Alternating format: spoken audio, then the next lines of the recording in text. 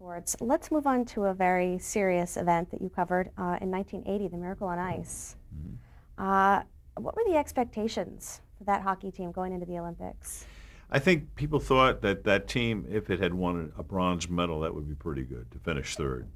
It was a pretty good team, but going into that Olympics, the Soviets were going to win. They were the best team in the world by far. Czechoslovakia had pretty clearly the second best team. Teams like Sweden and Finland and Canada looked pretty good as well. And the United States, if it would have finished third, I think it would have been a pretty good accomplishment. So nobody expected anything more than that. I think that was kind of a realistic goal and maybe an expectation because they were among a group of teams that had a chance to finish third. And then, of course, what happened was off the charts. Did you get to see them play together before the Olympics actually began? I did.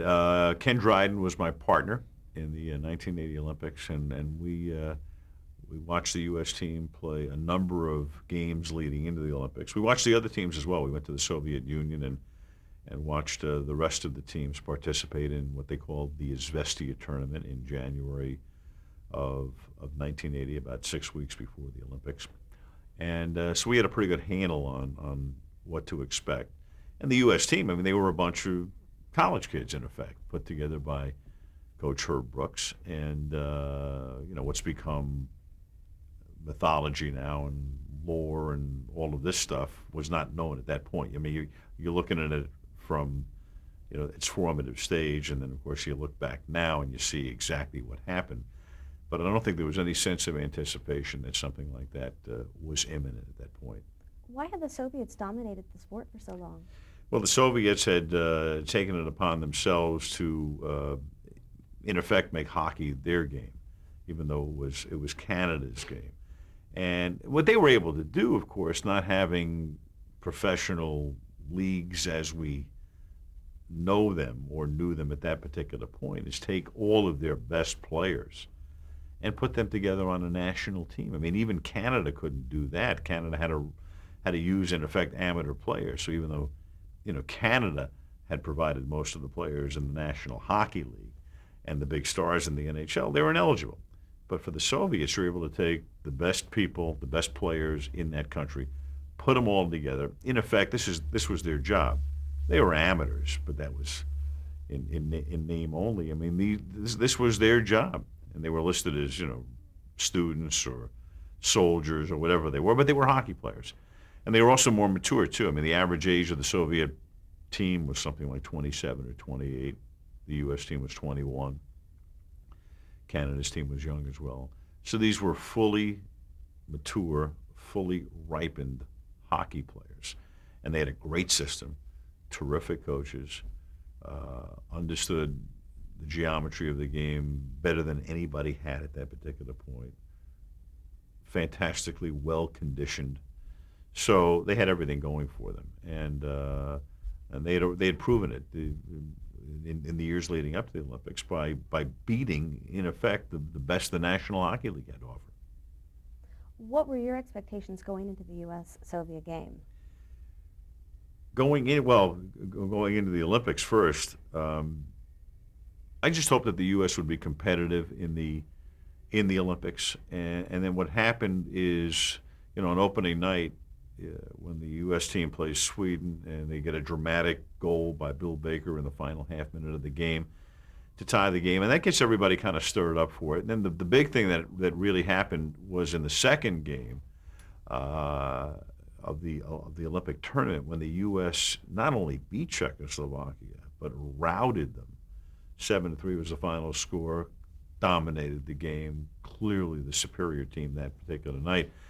That got everybody pretty excited. And then, of course, they beat Norway, they beat Romania, and they beat West Germany. So then the Soviet game on February 22nd, 1980 is at hand. And I think I don't know what the expectations of most people were, but I know that those of us who were covering this, who were close to it, just felt that if the game could stay competitive for a while and the score could stay close, that was about all you could hope for.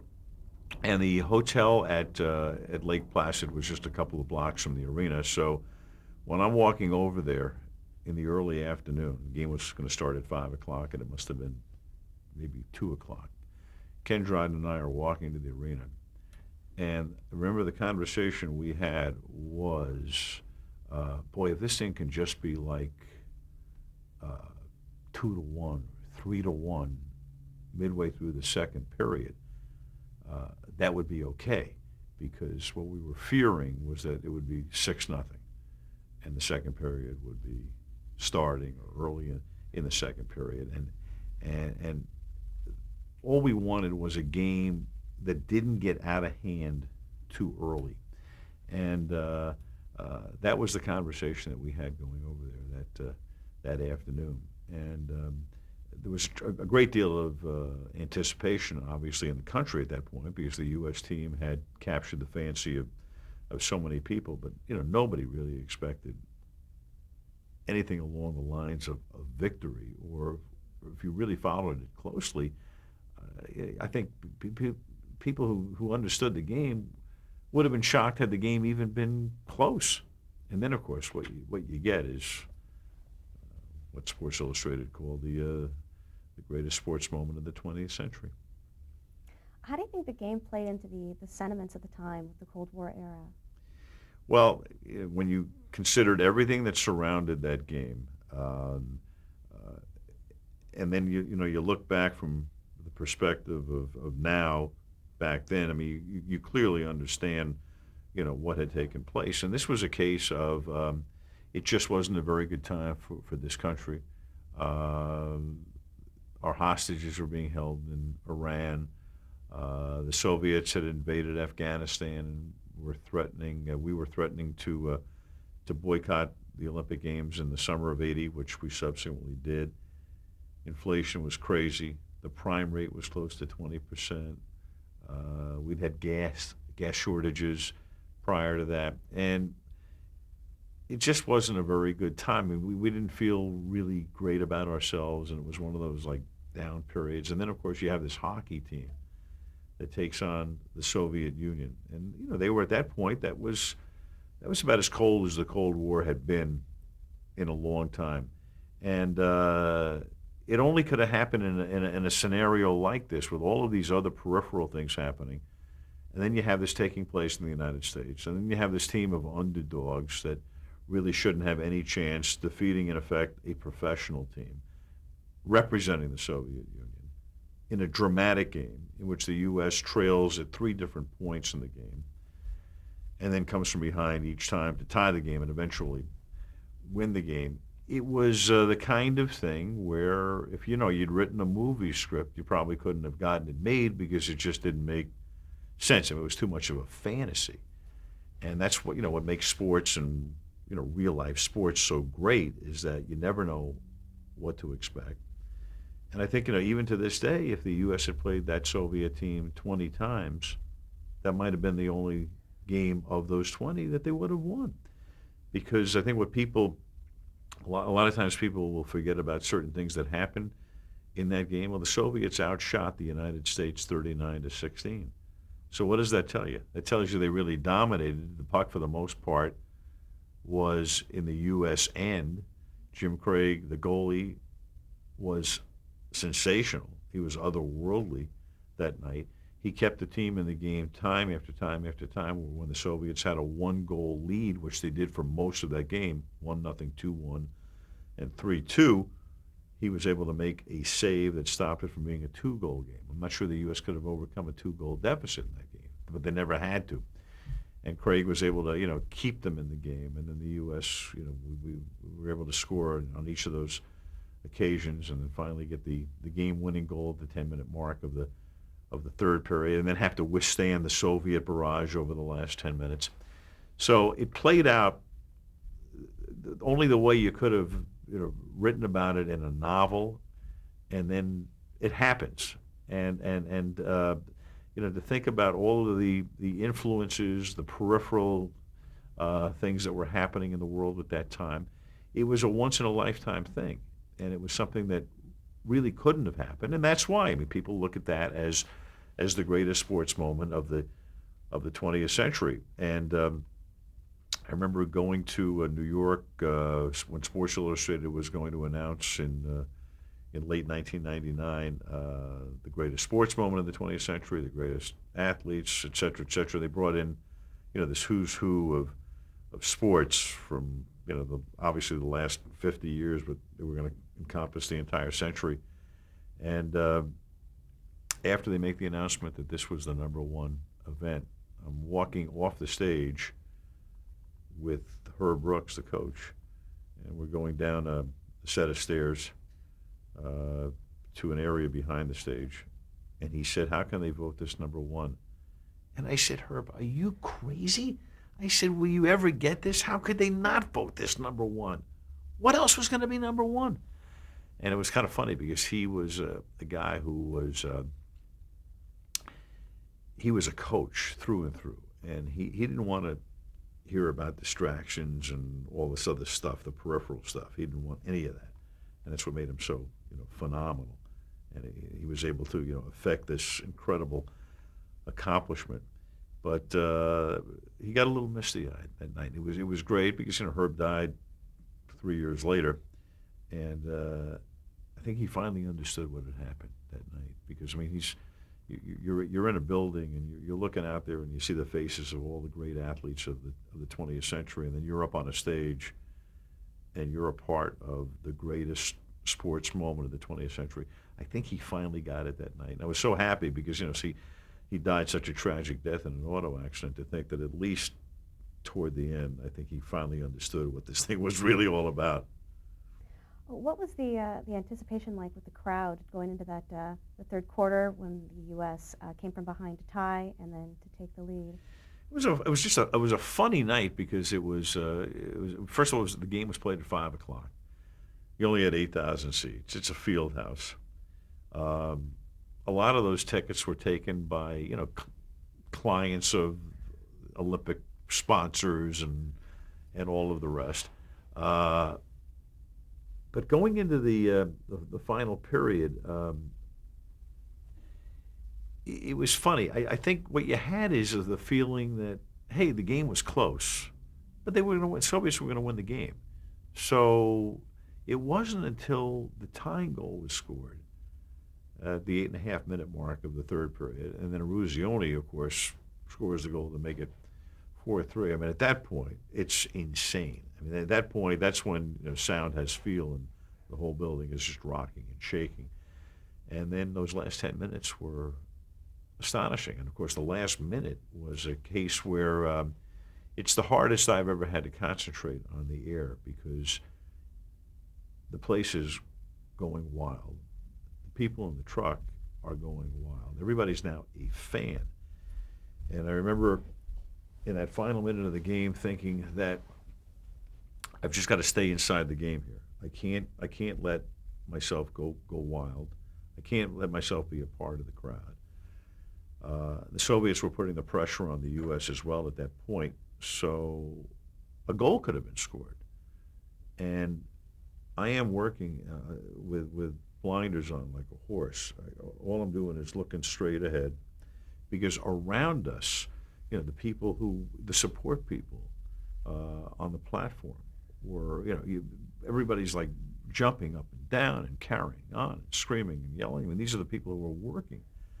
And I remember just thinking to myself, stay inside the game, stay in the game, stay in the game.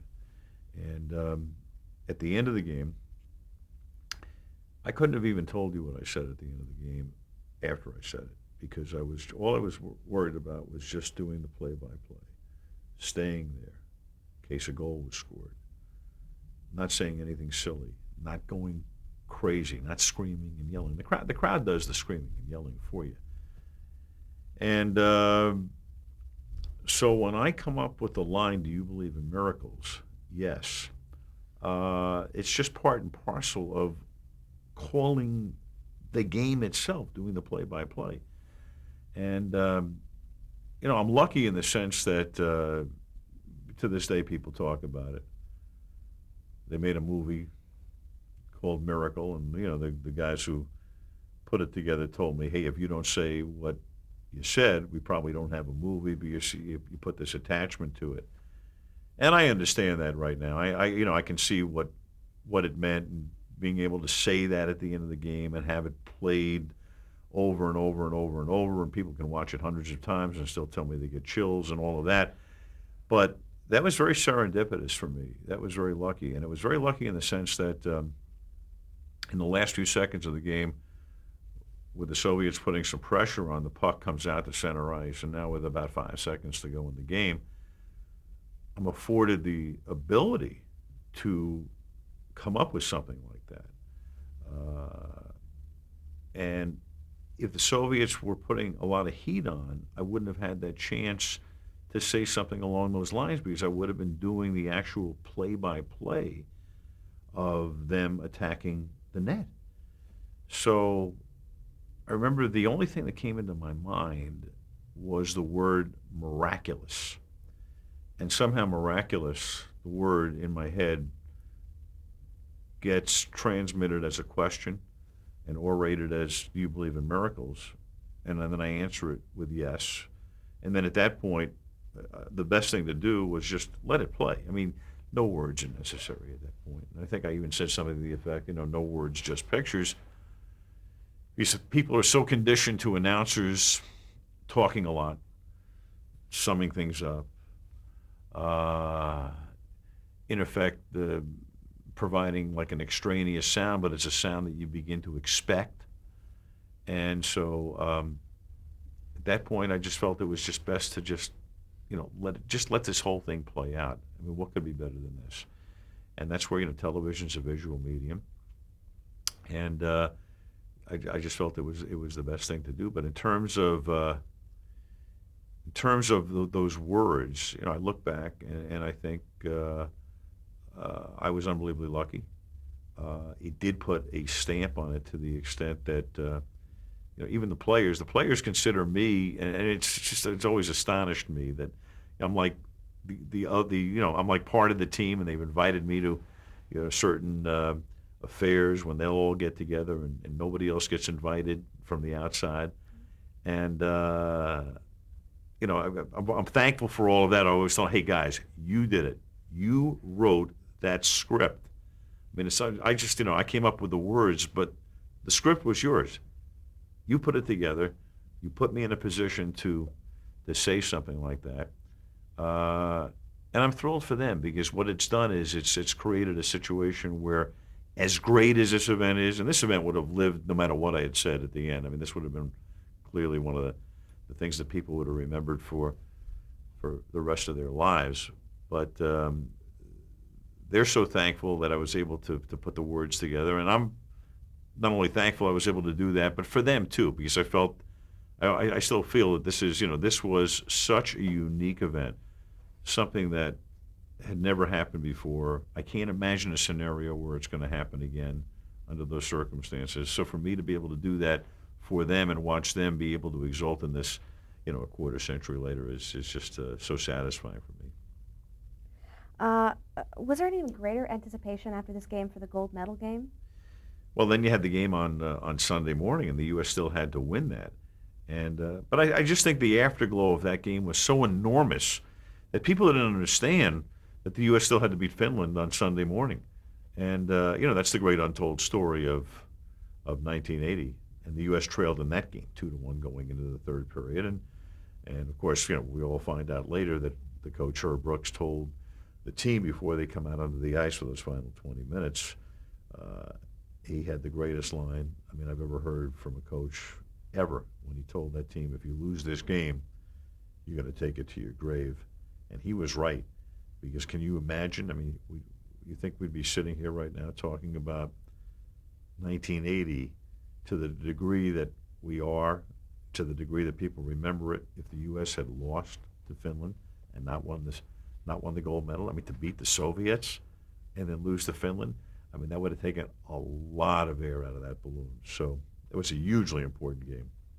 How did being involved in that broadcast affect your career? Very positively, obviously, because it was a connection with that. But I think, interestingly, it affected it more as the years went on than it did at that point, because I had the attachment to it, but this was the kind of thing that I think it needed to age a little bit. And like wine, it ages, and it's going to taste better as the years go by, and that's exactly what happened. Um, for me, it was obviously a very important moment. I found it to be very ironic, though, that in the spring of 1980, if I would be in an airport and either going to or coming back from a baseball game, we were doing Monday Night Baseball, people would say to me, "Hey, we didn't know you did baseball." And well, I had done the World Series in 1979 on ABC, so before I do the Olympics in '80, I'm doing Baltimore against Pittsburgh in the World Series, and I'm doing Monday Night Baseball. I'm doing other high-profile assignments. I'd already, at that point, that was the second World Series that I had done on national television, and yet nobody, I don't want to say nobody, but people just didn't know it. All they had this attachment to the hockey miracle that obviously was tremendous, and through the years has become even better and better. And the thing that I find to be pretty fascinating is that people who are too young to have remembered that happening, all connect me to it because they've heard the tape now over and over and over. So it's almost as if, for me, in terms of what it did for my career at that point, not a lot, in the sense my assignments really didn't change. They were pretty much the same as they were. There was an attachment, and then that became something that became fully flowered later on. And I think it became that way because my assignments became more high profile, and then once I began to do Monday Night Football, that became kind of my persona to people, and then I still had the attachment to hockey. So more than anything else, I think it's just, as the years have gone by, it's gotten better and better. But in terms of an immediate effect on my career at that point, very, very little, oddly enough. Well, talking about Major League Baseball games, you worked those with Howard Cosell? I worked a number of games with Howard Cosell through the years, yeah. What was he like to work with? Howard was an interesting character, obviously. He did it very differently. I must say, in the early years that I did baseball with Howard, it was fun. And then what happened to Howard toward the end of his career was he became bitter, and it was very difficult. So in doing baseball with him in the late 70s and early 80s, it was something that you couldn't have experienced with anybody else. He was a truly unique individual. The last couple of years, though, in 84 and 85 were very difficult because he didn't want to be there. And when you have to go to work with somebody who didn't want to be there, it just takes everybody and deflates them on the crew. And I prefer to think of him more fondly in terms of the way it was earlier than later. But he just had a very unique perspective, a different kind of cadence. And the role he had was unique to the industry. There's nobody who's been able to fill a Cosell role. He did something that nobody had done before. And to try to do it again, you're just going to be a cheap imitation of the original. So he was a hugely important guy for this business. And I think his greatest contribution was that he made it acceptable to talk about things that people, to a large degree, felt were off limits. And I think in that regard, he made it easier for the rest of us. I think that was his greatest contribution to this business. Made it easier to talk about things that, for lack of a better description, might be described as dicey. Was that the Cosell role you mentioned? The Cosell role, yeah. I mean, Howard was just he was neither fish nor fowl. I mean, he wasn't a true game analyst. He wasn't a play-by-play guy. He was just there as kind of a ombudsman in a way, I suppose, to keep everybody honest. At least he thought of himself in that regard. He was a showman too. I mean, Howard understood what the essence of show business was, and he just had an ability to say things in a very unique way, and had a cadence unlike anybody in the history of the business. Very, very unique. Well, talking about baseball in general, what are the keys to covering a Major League Baseball game, or really any baseball game, to convey it to the audience? I think the key is to be able to tell people, and this is the same with pretty much any sport, things that they can't see. There are certain things you can see, and they really don't need to be dissected by the announcer. I think an announcer's role is to bring more of the game to you, to enhance your enjoyment of the game by telling you things that you don't have access to.